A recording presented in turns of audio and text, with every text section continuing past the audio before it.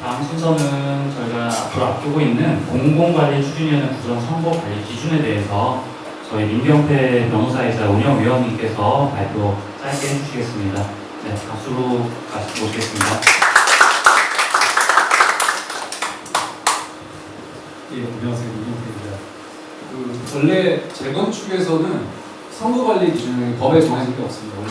원래는 법에 정해진 게 없고, 원래는 조합이 생기면은 그 조합이라는 단체 또는 추진위원회라는 단체가 생기면은 그 단체에서 서울시의 가이드를 받고 내부적으로 그 선거관리 규정을 만들게 되어 있습니다. 물론 실제로는 서울시에서 만든 대로 가죠. 그런데 지금 이 단계는 추진위원회라는 게 없지 않습니까? 그러니까 단체 규정을 만들고 싶어도 단체가 없습니다. 그래서 서울시에서 공공관리 추진위원회 구성 선거관리 기준을 만들어서 이제 지금 배포를 해놓은 상태고요. 이 내용에 대해서 이제 간략히 좀 설명을 드리려고 이 자리에 섰습니다. 저희 같은 경우는 아시다시피 지난번에 공공지원 동의서 다 전부 써주셨죠? 그 공공지원 동의서를 쓰는 게 구청장이 저희를 공공관리 대상 정비 사업으로 지정하기 위함이었습니다. 자, 그러면 저희가 이제 공공관리 대상 정비 사업인데 미도 재건축은 이때 추진위원회 구성 지원을 위해서 실시하는 선거에 대해서 선거관리 기준을 규정하는 목표로 하고요. 빨리 넘어가겠습니다. 선거, 예비추진위원장, 예비감사, 예비추진위원장 이런 표현들이 있는데 여기 왜 예비가 들어가는지 궁금하지 않으십니까? 이 말씀을 좀 드리고 싶었는데 아까 이제 우리 문길남 회장님께서 인허가 관리라는 말씀을 주셨고 인허가 관리가 그 문담금이 굉장히 중요한 요소라고 말씀을 주셨습니다. 재건축은 모든 단계 하나하나가 다 인허가가 들어갑니다. 다 서울시장, 그 구청장들의 승인을 받아야 돼요. 여기 예비라는 게 들어가는 이유는 뭐냐면은 추진위원장 선거에서 당선이 되시더라도 아직은 이분은 추진위원장이 아니세요. 승인을 받으셔야지 추진위원장이 되기 때문에 예비라는 말이 붙는 겁니다. 그래서 예비 추진위원장, 예비 감사라고 하는 겁니다. 자, 여기서 하나만 좀 말씀을 드리면은 재건축을 빠르게 하는 데 있어서 사실은 변호사님 제 입장에서는 소송이 많으면 좋을 수도 있는데 여기는 제가 여기서 소송하려고 온 게 아니고 재건축 빨리 하려고 온 거잖아요. 저희 집 재건축 빨리 하려고. 소송을 정말 최소화시킬 필요가 있습니다. 왜냐하면은 여기 아까 제가 말씀드렸죠. 예비 추진위원장을 추진위원장으로 승인을 시키려면 인허가가 필요하다고.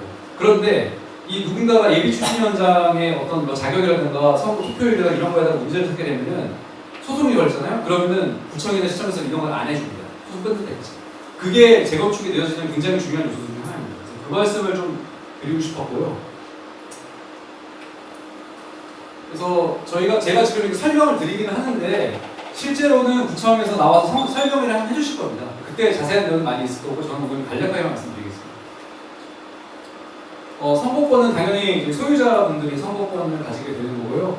선거인 명부 확정 및 날짜를 정해가지고 그 날짜에 소유권을 가지신 분들이 이제 선거권을 가지게 되는데 쉽게 이게 왜 필요하냐면은 이 선거일 명부 확정일 전에까지 살고 계셨다면 이때 이사하고 나가시면 선거가 없다는 뜻이죠. 그래서 의미가 있는 겁니다. 공유자의 경우에는 대표 소유자 1인에게 선거권이 있다는 게 규정이 있고요. 여기 피선거관 같은 경우는 이제 쭉 있는데 굉장히 이제 무시무시한 범죄를 저질러가지고 벌금형을 받고 집행유예를 받고 하면은 투표에서 표를 얻어도 당선이 안 된다는 뜻입니다. 그래서 강남구청이 선거인 명부를 작성하게 되고 선거인 명부를 강남구청이 작성을 하면은 우리 주민들이 가가지고 선거인 명부를 열람할 수가 있습니다. 그러니까 뭐냐면 이건 어떤 절차냐면요. 내가 투표권이 있는지 없는지 확인하는 절차입니다. 그리고 선거인 명부를 이상 없으시죠? 이제 그러면 이제 강남구청에서 이제 확인해 주시는 거고 여기 보시면 이게 클린업 시스템에 이제 게시된다라고 되어 있거든요. 저도 이 자료를 클린업 시스템에서 받은 건데 저희가 추진위원회 예비 추진위원회 선거 또는 이제 추진위원회가 들어오게 되면은 그때부터 이제 서울시에서 저희 홈페이지를 만들어줍니다. 저희 단지별로 각 단지별로 홈페이지를 만들어주는데 그 안에 들어가시면 이제 모든 관련 규정이라든가 여러 가지 단지에 대한 정보들을 확인하실 수 있으니까 관심 있으시면은 그때 가가지고 보시면 되고 지금 재건축 진행 중인 단지들 다 있습니다. 자, 그래서 이제 후보자 등록 및 자격이 이제 어떻게 되는데 이건 조금 좀 길게 말씀드릴게요. 좀 중요한 것 같으니까. 자, 우리 회장님 후보자가 되시고자 하세요. 그러면은 회장님이 후보자 추천서를 받으셔야 됩니다. 여기 보시면 저희 같은 경우는 토지 등 소유자가 1000명 이상이기 때문에 50명 이상의 추천을 받으셔야지 이제 회장님이 출마하실 수 있는 거죠. 50명 충분히 받을 수 있겠죠? 네, 여기 계시는 것 같아요. 네. 그래서 이제 후보자 등록 단계가 있습니다. 강남구청이 이제 후보자 등록 공고일이라는 걸 정해서 이제 여기 뭐 7일이라고 되어 있는데 7일 동안 열심히 그 추천서를 모아서 이제 7일이 경과한 날로부터 이틀 동안 후보자 등록을 하시게 됩니다. 그러면 이제 후보자가 되시는 거고요. 그래서 여기 공공관리자로 쓰는 건 강남구청입니다. 강남구청이 아까 말씀드렸던 그런 피선거권 결코 사유가 있는지 없는지를 확인을 하고 후보자를 확정하면은 이제 그때 후보자 명부에 등록이 됩니다. 네, 자, 이거는 좀 중요한 얘기니까 이건 좀 자세히 설명드리겠습니다. 바쁘신 대로 좀 죄송합니다. 자, 저희가 그 조합장이나 조합 이번 선거는 더 엄격하고요. 추진위원장 선거에서 선거운동을 제한하는 규정이 있어요. 이건 국회의원 선거에 마찬가지인데요. 공직선거법에 나와 있는 그 규정 그대로입니다. 이건 설명드릴게요. 자, 여러분 선거운동이라는 게 뭐냐면은 당선되거나 당선되게 하지 못하게 하기 위한 행위를 말하고 다만 선거에 관한 단순한 의견 개진을 의사표시, 입후보와 선거운동을 위한 준비행위, 후보자 추천에 관한 단순한 지지 반대 의견 개진 및 의사표시는 선거운동을 보지 않는다고 되는데 쉽게 얘기해서 나는 A 후보가 좋아요, A 후보가 싫어요 라고 이야기하는 게 선거운동입니다. 사실. 네. 근데 선거운동은 어떻게 하라고 되어 있냐면은 후보자의 배우자, 후보자 및 배우자의 직계 종기적 아들딸입니다. 아들딸에 한해서 후보자 확정 공고일의 다음날 선거일 전일까지 기간이 딱 정해져서만 할 수 있어요. 그래서 국회의원 선거 관련해서 이제 약간 우스갯소리 같은 게 뭐냐면은 이제 국회의원 선거 나가고 싶으면 무조건 결혼해라. 그래야지 한 명이라도 선거는 항상 생긴다지 이런 말이 있을 정도로 선거운동하는 데 있어서 굉장히 제한이 있습니다. 네. 배우자 한 명이 있고 없고 유불리 관리지 못해요. 자, 선거운동 방법은 선거 벽보, 선거 공고, 합동연설에 현수막, 어플리, 명함, 전화, 컴퓨터통신을 이용한 지지 호소 등 선거관리위원회나 공공관리자가 정한 방법, 강남구청이 정한 방법으로만 가능합니다. 자, 공직선거법에도 보면은 선거에 관한 단순한 의견 개진 및 의사표시, 입후보와 선거운동을 위한 준비, 입후보와 선거운동을 위한 준비행위 뭐냐면요, 선거 사무실 임대차를 말하는 겁니다. 그 정도 아니면 다 대부분 다 선거운동 본다는 뜻이에요. 자, 여기 관련해서 그럼 뭐가 선거운동이고 뭐가 선거운동이 아닌지 몇 개 판례를 여기 소개해드리겠습니다. 맨 왼쪽에 있는 판례 같은 경우는 이거는 국회의원 선거인데 아마 저희 추진위원회나 조합선거에도 적용이 될 겁니다. 선거인에게 입당 권유를 함에 있어서 정당의 정책이나 정당 구성 소개 등을 하는 것까지는 괜찮은데 특정 후보자 개인에 대한 지지를 호소하는 행위, 나는 A 후보가 싫어요, A 후보가 좋아요라고 하는 거는 이거 선거운동이다 라고 해가지고 이제 선거운동을 하면 안 되는 이제 그런 규정이 걸린 거예요.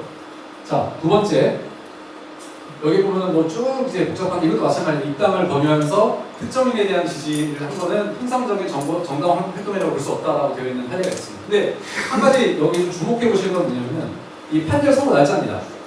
96년이죠. 여기 98년입니다.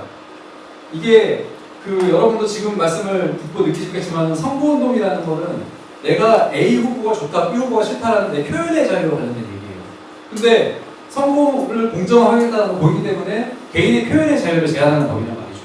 그렇기 때문에 최근의 트렌드는 이걸 좀 폭넓게 개인의 자유를 좀 더 보장하는 쪽으로 폭넓게 해석하자라는 그런 움직임이 좀 있습니다.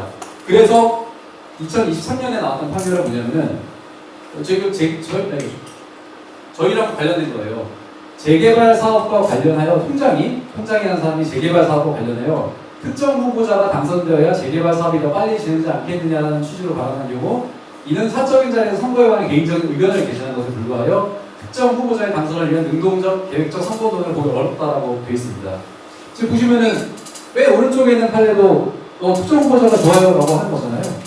원칙은 그렇지만 이렇게 최근에는 좀 넓게 해석해주는 경향이 좀 있어서 비교적 선거운동의 좀 자유가 좀 보장되어 가는 트렌드이긴 하지만 여전히 선거운동이라는 게 굉장히 폭이 넓기 때문에 사전선거운동에 관련해서 좀 조심하실 필요가 있다는 말씀을 좀 드리겠습니다. 여기는 뭐 제가 그래서 선거운동 관련 판례의 시사점이라고 해가지고 뭐 이렇게 쭉 나와 있는데 아까 드린 말씀을 다시 반복하는 거에 생각하겠습니다.